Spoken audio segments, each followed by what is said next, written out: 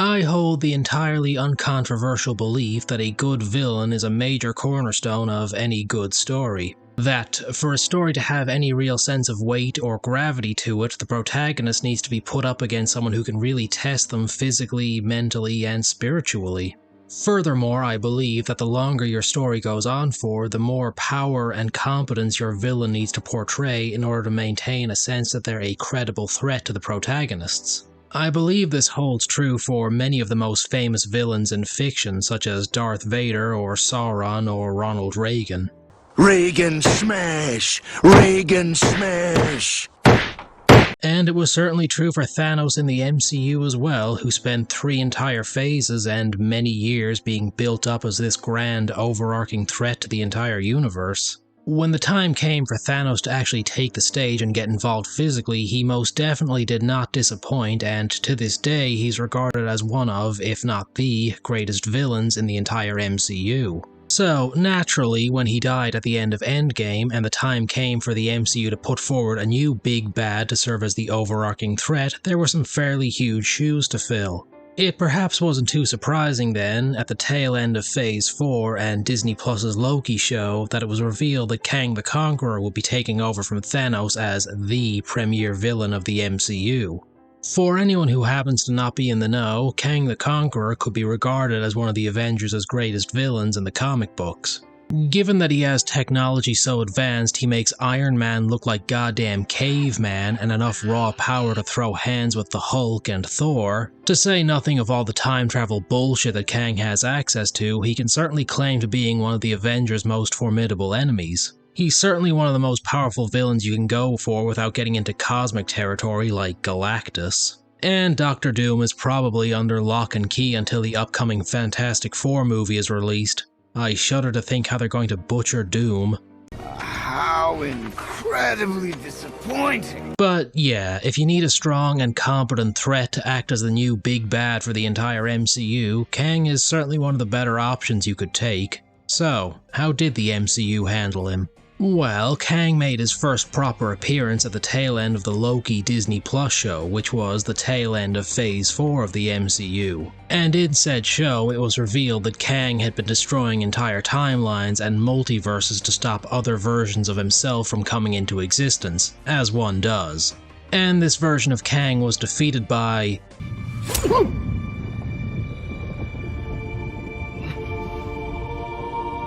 See you soon. Oh dear. Yeah, so this insufferable abomination of a character just shanked Kang like a prison yard bitch with a regular ass knife. Awesome and cool, you love to see it. Now of course it has to be pointed out that Kang let himself be killed here and genuinely didn't care, but at the same time it's not a good sign if your main bad guy could theoretically be killed by an alleyway hobo. But you know what? Let's give the MCU the benefit of the doubt here. After all, this was just meant to be a teaser for what was to come next. I'm sure Kang was going to be much more formidable in his actual first outing, which was in... let me just check my notes here... Ew, that ain't good. The third Ant-Man movie, of all things, marked Kang's first proper appearance in the MCU, where it was revealed that a variant of Kang was trapped down in the subatomic quantum realm. Not only had he already conquered a large portion of this Rick and Morty-ass dimension, but he had also built up an army that included this goober of all characters. What the hell are you supposed to be anyway? And ultimately, Kang planned on escaping the quantum realm so he could resume his hobby of conquering things. Well, clearly Scott and his family are outmatched here. Ain't no way they're gonna be beating Kang in a straight up fight. We might even be dealing with another Infinity War situation where the bad guy straight up wins at the end. I mean, really, Disney would have to be run by absolute goddamn morons if they were going to introduce Kang and have all this build up only for him to be beaten in a fight by goddamn Ant-Man.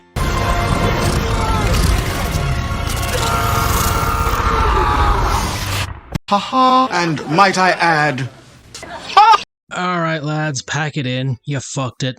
Ain't no way we can ever take Kang as a serious threat ever again now. I don't care if there's a million, billion, trillion versions of Kang running around. You deadass had the man show up so he could get bodied by a pair of benchwarmer Avengers. Backed up by 2 geriatrics, a bunch of big ants, this abomination of a character.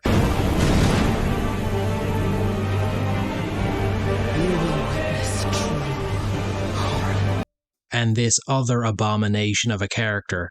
You had one chance to introduce Kang to mainstream audiences who didn't watch the Disney Plus show, and you chose to do that by having him get his ass whooped by Ant-Man in his first appearance. Really, Kang serves as a perfect example of how not to write the big bad in your story, particularly when you compare and contrast him with how Thanos was handled in phases 1, 2, and 3.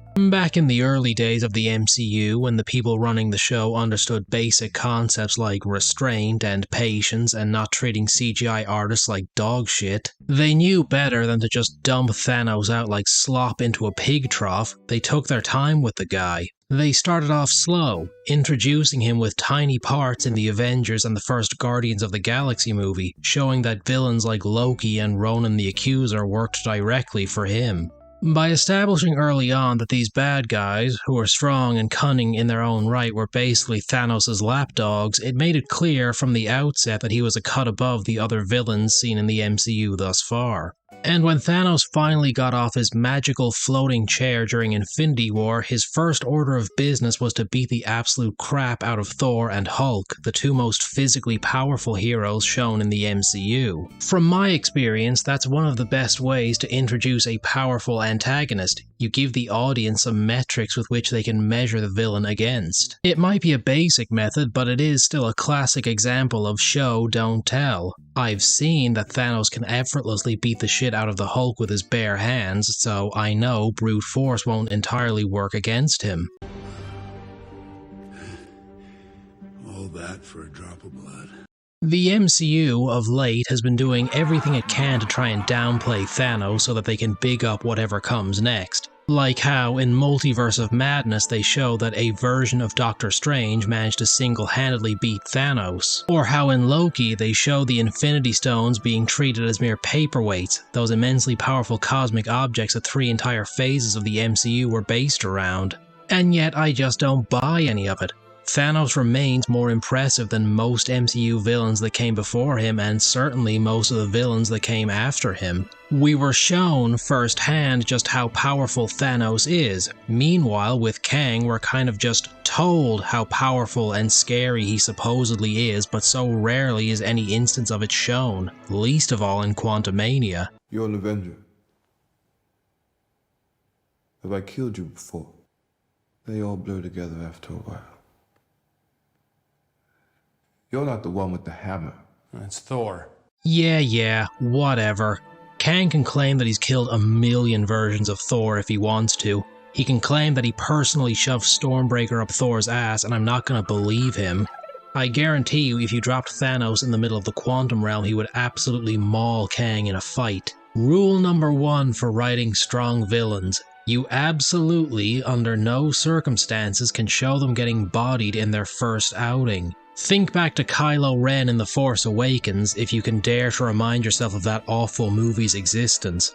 Rey whooped his ass, and so from that point on there was no way to take him seriously as a credible threat to her. Well actually, Rey only beat him because he took a blaster bolt to the chest, and that's the only reason why she was able to match him in a fight. Oh yes, I forgot. That blaster bolt to the chest that totally weakened him and didn't let him run halfway across a frozen wasteland to catch up to the heroes. Yes, what a dreadful injury that was. Fuck off! And what's frustrating with the power of hindsight is that it really wouldn't have been all that hard to both build Kang up as a credible threat and to make Phase 4 of the MCU feel a bit more cohesive. One of the biggest issues with Phase 4 in terms of storytelling was that it felt like nothing really happened in it. There was no grand overarching narrative, nothing that was being built towards or hinted at. If the movies of the first 3 phases were steadily building a Lego sculpture, then Phase 4 could be defined as just dumping big piles of Lego onto the floor and then kicking them around a bit. But what if Kang had been worked into the plots of some of these movies, presenting the image that he's this schemer working at things behind the scenes, pulling strings and manipulating people? Like, what if Kang had been the one to give Wanda the Darkhold? Not only would that corrupt one of the Earth's strongest heroes, but it would serve to undermine the magical community on Earth in the process. What if Kang had been funding and equipping the Skrulls during Secret Invasion to cause chaos in all the governments on Earth? Or what if Kang had been influencing people like Gore or the High Evolutionary to cause chaos on a more galactic scale? I don't think this would have worked with every story across phases 4 and 5, but it would have added some connective tissue to an otherwise really disjointed series in the MCU. And it would have been a much more organic way to build Kang up as a threat beyond saying, "Oh yeah dude, Kang's killed like 1,000,000 Avengers before now. No, you don't know them, they go to another school." Fuck off! It has to be said that Jonathan Majors does give a very solid performance in the role. I'll refrain from mentioning any other qualities the man may or may not have, but ultimately an actor's performance can only carry a character so far if the material is bad. Mads Mikkelsen is an amazing actor, and yet I can't remember a single thing about this fucking guy. I don't even know his name. But ultimately that just adds to the disappointment. Kang could have gone down as a really memorable villain from that performance if he'd been presented in a remotely competent light. Well, even if he does end up being recast, it can't scrub the scent of lameness that now clings so heavily to Kang. Even if the next Kang shown in the MCU is able to body all of the Avengers at once, the only thing I'll be able to think of is, lol, that guy got his ass beat by a bunch of ants.